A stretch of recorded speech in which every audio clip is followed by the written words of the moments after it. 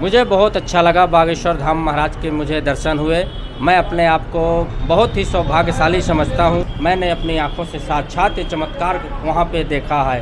किष्किंधा कांड का एक पेज दिया रहता है, उससे स्टार्ट करके और सीधे सुंदरकांड को आप शुरू में ही चौपाई वगैरह जो है सुंदरकांड के उसको स्टार्ट कर वहीं से स्टार्ट करना चाहिए। उसके बाद लास्ट में एक पाठ हनुमान चालीसा का पढ़ना चाहिए। तो हनुमान चालीसा का पाठ करने से भी मनोकामनाएं पूर्ण हो जाती हैं।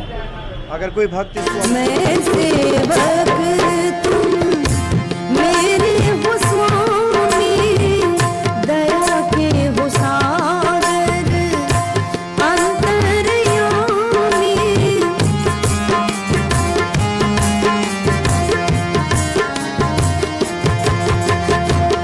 मैं सेवक तुम मेरे हो स्वामी, दया के हो सागर अंतर्यामी। काम न छूटे ना, काम न छूटे ना मेरे कन्हैया, तुम्हारी कृपा की बनी रहे छैया, तुम्हारी कृपा की बनी रहे छैया।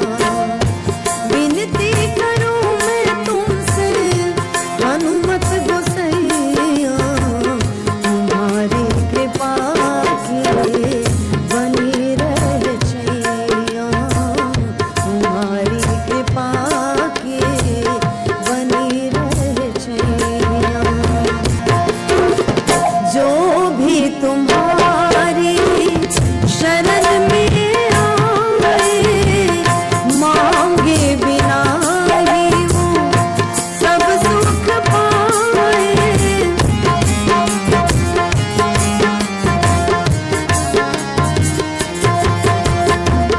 जो भी तुम्हारी शरण में आए, मांगे बिना ही वो सब सुख पाए।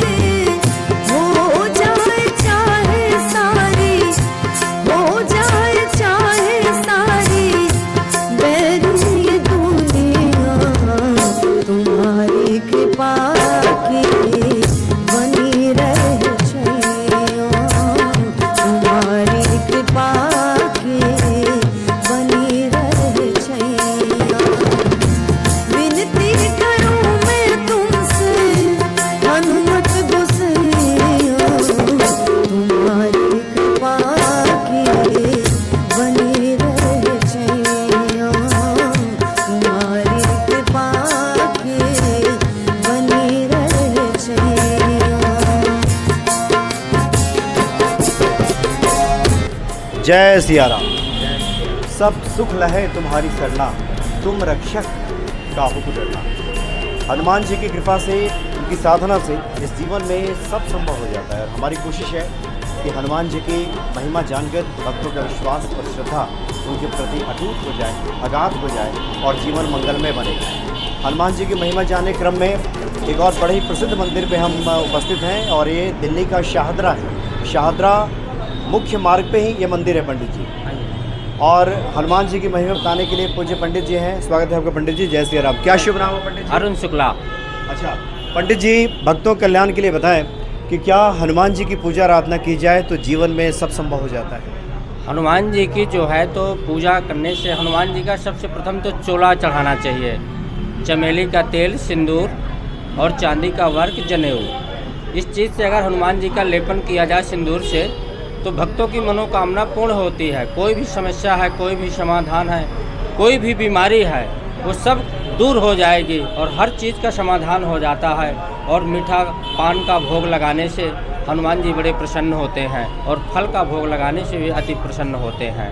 उन्हीं से भक्तों की मनोकामना पूर्ण होती है। और हमारे मंदिर में भक्त ऐसे ऐसे भक्त आते हैं जिनके बहुत से काम हुए हैं। जैसे कोई घर में बीमार होता है और वो आते हैं कि पंडित जी हमारे घर में जैसे बीमार हैं पिताजी, कैसे क्या किया जाए। हम उनको सिर्फ यही कहते हैं आप हनुमान जी का चोला चढ़ाइए और हनुमान चालीसा का पाठ करिए। संकट कटे मिटे सब पीरा, जो सुमिरै हनुमत बलबीरा। इस चौपाई का आप पाठ करेंगे, जो भी आपके घर में संकट और क्लेश होगा वो सब दूर हो जाएगा और प्रभु का आशीर्वाद आपके ऊपर हमेशा बना रहेगा। अच्छा पंडित जी, थोड़ा सा आगे आ जाइए। अभी तो आप बागेश्वर धाम के भी दर्शन करके आए हैं, वहाँ का कुछ अनुभव आप बताना चाहेंगे? मुझे बहुत अच्छा लगा, बागेश्वर धाम महाराज के मुझे दर्शन हुए।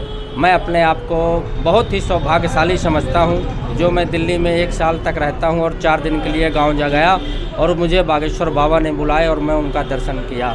मैंने वहाँ से बहुत से ऐसे लोगों को देखा जैसे भौतिक बाधा वगैरह उन जिनको होती है, तो वहाँ एक बिलपत्र है, एक पेड़ है और उसे टच करने से उनको करंट सा आता है और उनकी भौतिक बाधा वहीं ख़त्म हो जाती है। मैंने अपनी आंखों से साक्षात ये चमत्कार वहाँ पे देखा है। महाराज जी तो बाहर थे, महाराज जी के दर्शन नहीं हुए, पर मैं वहाँ का चमत्कार अपनी आंखों से देखा हूँ। मुझे बहुत अच्छा लगा वहाँ का देख के। आप चित्रकूट के रहने वाले हैं? हाँ जी, हाँ जी, चित्रकूट सतनावा। अच्छा, चित्रकूट तो वो जगह है जहाँ प्रभु श्री राम ने अपने वनवास के लगभग 12 साल वहाँ पे व्यतीत किया। अच्छा पंडित जी, भक्तों की एक जिज्ञासा रहती है, वैसे तो आपने बताया, क्योंकि संसार है तो कई तरह का संकट होता है। अपने अनुभव से बताएं कि हनुमान जी का वो कौन सा पाठ है, कौन सी पूजा है जिससे कि हनुमान जी शीघ्र प्रसन्न होते हैं और भक्तों का कल्याण करते हैं? हनुमान जी का यदि सुंदर कांड, इसका नाम ही रखा गया है सुंदर कांड। सुंदर मतलब बहुत ही सुंदर। अगर सुंदर कांड का पाठ नित्य और प्रतिदिन किया जाए तो हनुमान जी महाराज बड़ा अति शीघ्र प्रसन्न हो जाते हैं और उन्हें जो उनकी मनोकामना होती है वो भक्तों की पूर्ण हो जाती है। तो सुंदरकांड का पाठ हनुमान जी का हमेशा करना चाहिए। सुंदरकांड पाठ करने की कोई विधि होगी? नहीं, इसमें साधारण ही अपना सुंदरकांड जो है किष्किंधा कांड का 1 पेज दिया रहता है, उससे स्टार्ट करके और सीधे सुंदरकांड को आप शुरू में ही चौपाई वगैरह जो है सुंदरकांड की उसको स्टार्ट कर वहीं से स्टार्ट करना चाहिए। उसके बाद लास्ट में एक पाठ हनुमान चालीसा का पढ़ना चाहिए। तो हनुमान चालीसा का पाठ करने से भी मनोकामनाएं पूर्ण हो जाती हैं। अगर कोई भक्त इसको अनुष्ठान के तौर पे करना चाहे तो कब से शुरू करे और उसके लिए कुछ विधि, कुछ नियम, कुछ इस तरह का भी करने की आवश्यकता है? इसमें हनुमान जी की पूजा पाठ करने का ये है कि जब भक्तों का मन हो तो हनुमान जी की आराधना करने, इसमें कोई विधि नहीं है कि हमें शनिवार है, बुधवार है, पर यह है कि हनुमान जी का मंगलवार का दिन होता है तो मंगलवार तो अति उत्तम ही माना जाता है, फिर उसके बाद शनिवार माना जाता है। पर बुधवार को भी कर सकते हैं, प्रत्येक दिन कर सकते हैं। जो सतबार पाठ कर कोई छूटे बंदी महासुख होई। तो हनुमान जी का पाठ तो नित्य और प्रतिदिन ही करना चाहिए। नहीं, ये तो आपने बहुत अच्छी बात कही कि जब हृदय में हनुमान जी के प्रति श्रद्धा और प्रेम आ जाए तब से आप पूजा शुरू कर दें। जब पंडित जी आप बता रहे थे कि हनुमान जी तो काफ़ी चमत्कारिक हैं, काफ़ी प्राचीन मंदिर भी है, कुछ आपका ऐसा अनुभव कुछ स्मरण में है जहाँ आपको लगा हो कि संकट की स्थिति थी और संकट मोचन ने उन संकटों से उबार दिया? मुझे कई बार यहाँ पे पूजन करने पे चमत्कार प्रभु का दिखता है। जैसे भक्त लोग आते हैं और वो प्रसाद चढ़ाते हैं और हम उनको बताते हैं कि आप पान के पत्ते, पीपल के पत्ते की माला बना के हनुमान जी के गले में चढ़ाइए, तो आपकी जो भी समस्या हो उसका समाधान होगा। पान के पत्ते हैं उसमें राम लिख के आप भगवान हनुमान जी महाराज के गले में चढ़ाइए, आपकी जो भी मनोकामना होगी पूर्ण होगी। हमने ऐसे बहुत से भक्तों को यहाँ सुना है उनके मुंह से कि पंडित जी ने आपने जो कुछ बताया हमने किया और हमारा कार्य सिद्ध हो गया है। तो हमने ये चमत्कार बहुत ही देखे इस मंदिर में। और भक्तों की मंगलवार को तो बहुत ही भीड़ होती है यहाँ पे। सब बाबा का आशीर्वाद है बना रहता है प्रभु के ऊपर, सब भक्तों के ऊपर, तो लोगों की आस्था जुड़ी रहती है हनुमान जी के प्रति। यानी भक्तों का कहना है कि जो कुछ भी उपाय बताए गए, जो कुछ भी पूजा की गई, हनुमान जी ने साक्षात उसका फल प्रदान किया और जीवन मंगलमय बना। हाँ जी जी जी। आखिर पंडित जी, कोई आपको कोई श्लोक, कोई मंत्र, कोई चौपाई ध्यान में आ रहा हो जो भक्तों का बताना चाहें कि भक्त उसका निरंतर जप करते रहें? हाँ, इसमें जैसे किसी को मतलब कि जैसे रोग होता है तो रोग के लिए भी पाठ कर सकते हैं। जैसे सुंदरकांड करें और सुंदरकांड में चौपाई लगाएं, जैसे नाशय रोग हरै सब पीरा जपत निरंतर हनुमत वीरा। जैसे सुंदरकांड आता है तो उसमें चौपाई आती है, हनुमान तेहि परसा कर पुनते ही कीन प्रणाम, राम काज कीन है बिन मोहि कहाँ विश्राम। इस चौपाई के ऊपर और नीचे संपुट लगाना है, नाशय रोग हरै सब पीरा जपत निरंतर हनुमत वीरा। इस संपुट को लगाने से जो भी रोग होता है वो प्रभु के बालाजी महाराज के आशीर्वाद से वो रोग दूर हो जाएगा, नष्ट हो जाएगा। यही चमत्कार हमने देखा है, कई लोगों से भी सुना है कि हनुमान जी की कृपा हुई है। पंडित जी महाराज, हनुमान जी का आशीर्वाद बहुत अच्छा हमें महसूस हुआ है। कृपा बनी रहती है उनके पाठ करने से। रोग शोक से आप परेशान हाँ हैं जी। तो इस चौपाई का संपुट लगा करके सुंदरकांड कीजिए, जी जी तो हनुमान जी शीघ्र फल प्रदान करते हैं और व्यक्ति निरोगी हो जाता जी है। जी। पंडित जी, अभी दिल तो भरा नहीं हनुमान जी की चर्चा से, लेकिन आरती का समय हो गया है, इसलिए हम लोग आरती में शामिल होते हैं। बहुत अच्छा लगा आपने महिमा बताई हनुमान जी की, बहुत बहुत धन्यवाद आपका। जय सिया राम। जय सिया राम। जय सिया राम।